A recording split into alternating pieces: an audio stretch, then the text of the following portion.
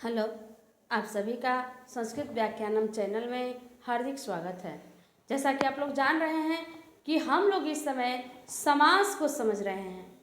मैं कई दिनों से आप लोगों को समास ही बताने की कोशिश कर रही हूँ और समास में भी इस समय हम लोग तत्पुरुष समास में चल रहे हैं।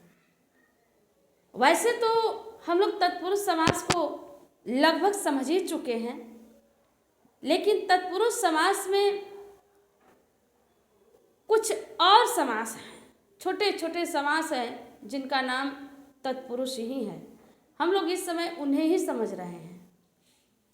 न्य तत्पुरुष समास को समझे, प्रादि तत्पुरुष समास को समझे और आज हम लोग उपपद तत्पुरुष समास को समझेंगे। अब उपपद तत्पुरुष समास ये है क्या चीज़, इसको हम लोग देखते हैं। आइए देखते हैं कि ये उपपद तत्पुरुष समास क्या है। देखिए, उपपद तत्पुरुष समास।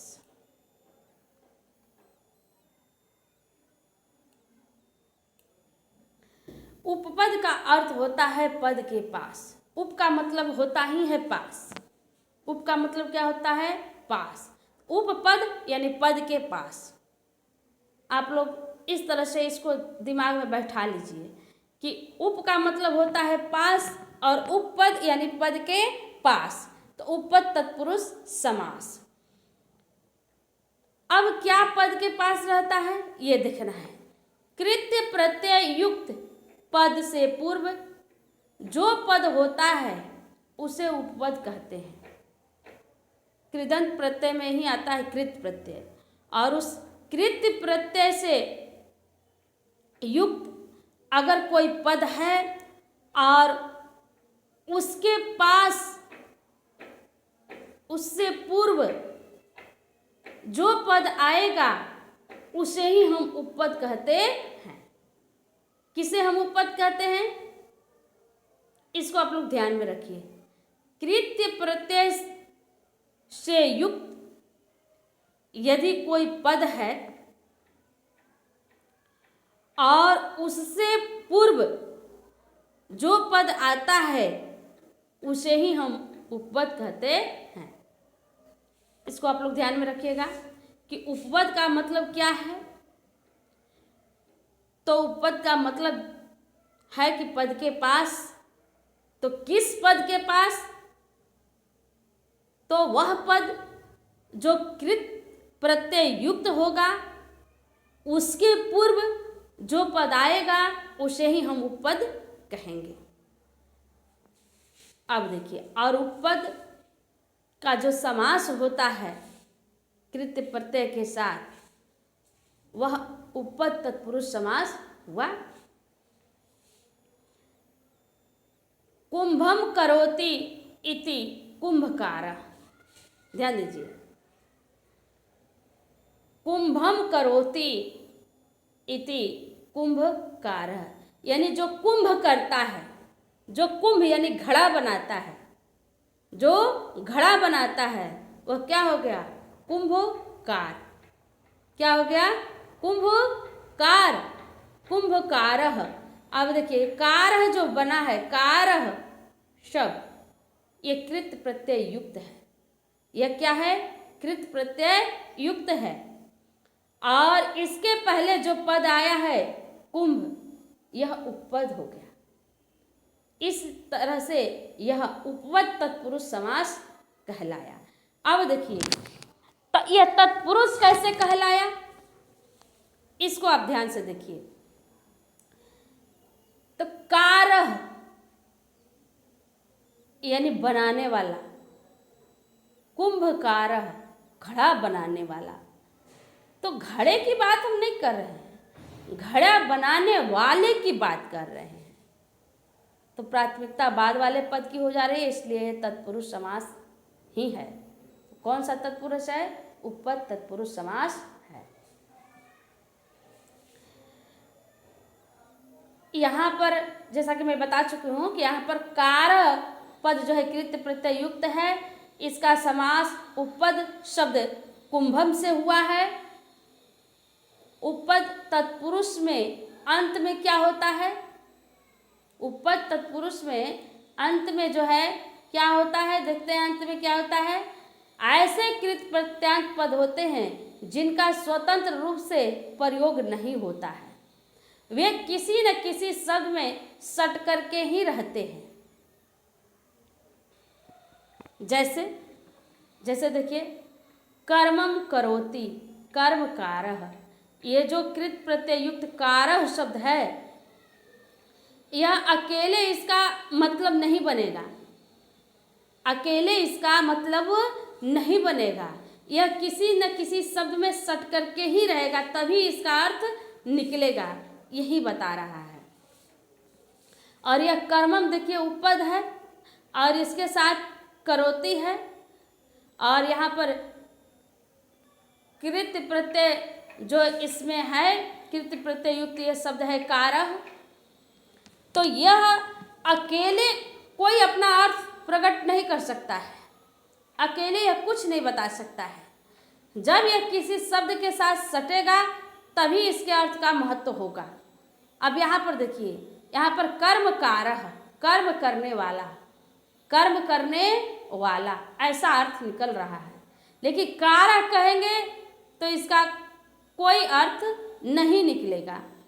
तो इस तरह से यह किसी न किसी शब्द में सट करके ही हमेशा रहता है। चर्मम करोति, यह विग्रह है चर्मम करोति, चर्म कारः, चर्म कारः।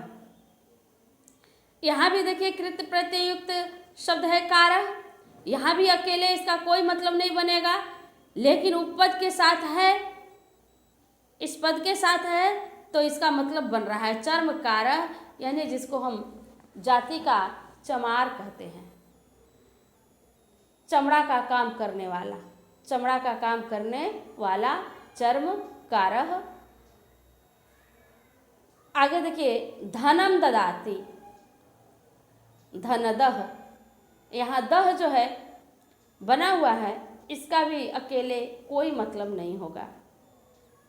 अब यह धन के साथ जुटा हुआ है, इसलिए इसका मतलब धन देने वाला, धन देने वाला, धनम ददाति, धन देता है या धन देने वाला, ऐसा अर्थ निकल रहा है। जो धन देता है वो धन देने वाला है। आगे देखिए पंके जायते, पंके जायते पंकजः। अब जह का भी यहाँ पर अकेले मतलब नहीं बनता है, लेकिन पंख के साथ जुड़ गया तो पंकजः यानी कीचड़ से जन्म लेने वाला, कीचड़ में जन्म लेने वाला, पंके जायते। ठीक है। अब यहाँ पर देखिए इन पे, यहाँ पे विभक्ति पे नहीं जाएंगे, यहाँ पे इसमें द्वितीया है तो द्वितीया तत्पुरुष समास में इसको नहीं कह सकते, क्योंकि आगे कृत प्रत्यय युक्त शब्द हैं। ठीक है, इसलिए हम नहीं जाएंगे, यह उपपद ही कहलाएगा। यहाँ भी देखिए पंके जायते है ना, जो पंख से उत्पन्न होता है ऐसा पंकजः। आगे और भी उदाहरण है। पंकज माने क्या होता है? पंकज माने कमल, पंकज माने कमल, कीचड़ में उत्पन्न होने वाला। कमल का एक नाम पंकज भी है। आगे चलते हैं हम लोग अगले पृष्ठ पर। देखिए दीनम करोति, दिन करह, यहाँ भी करह आया है, इसका भी अकेले कोई मतलब नहीं बनता है, लेकिन दिन के साथ जुटा हुआ है ना। दीनम यहाँ पर उपपद है और इसके साथ जुट गया है करोति, तो दिनकरह, दिनकरह का मतलब क्या बन गया? सूर्य, दिन करने वाला, दिन करने वाला, दिन यानी सुबह उजाला सा, दिन करने वाला दिनकर यानी सूर्य होता है। उसी तरह से देखिए हितम करोति, हित करह, हित करह, यहाँ भी कृत प्रत्यय युक्त शब्द है और यह इसके साथ जो आया है हितम, यह उपपद कहलाया। इन दोनों का समास हुआ है, इस तरह यह उपपद तत्पुरुष समास है। यहाँ भी करह का अकेले अर्थ नहीं बन पाएगा, लेकिन हित के साथ जुट गया तो हित करह यानी भलाई करने वाला, भलाई करने वाला।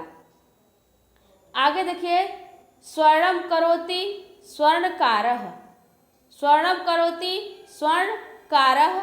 यहाँ भी कारह का अकेले मतलब नहीं बनता है, लेकिन स्वर्णम के साथ जुट गया स्वर्णकारः यानी सोना बनाने वाला, यानी सोना का काम करने वाला, सोना को गढ़ने वाला सोनार कहलाता है। सोना का काम करने वाला सोनार, स्वर्णकारः। आप देखिए, जलम ददाति, जलम ददाति विग्रह है, समास होगा जलदह। द का अकेले मतलब नहीं बनता है, लेकिन जलदह जल को देने वाला, जल को देने वाला। जलम ददाति जल को देता है, जल को देता है, जल को देने वाला या जल देता है, दोनों का अर्थ वही हुआ। तो क्या हो गया, बादल। इसका अर्थ क्या निकल गया, बादल। क्या इसका अर्थ हुआ, बादल। अग्रेसरति, अग्रसरः, अग्रसरः यानी आगे आगे चलता है। अग्रेसरति आगे जो है चलता है। यहाँ पर सरह का अकेले अर्थ यहाँ पर नहीं बनता है, लेकिन अग्र के साथ लग गया तो आगे चलने वाला अग्रसर, ऐसा अर्थ निकल रहा है।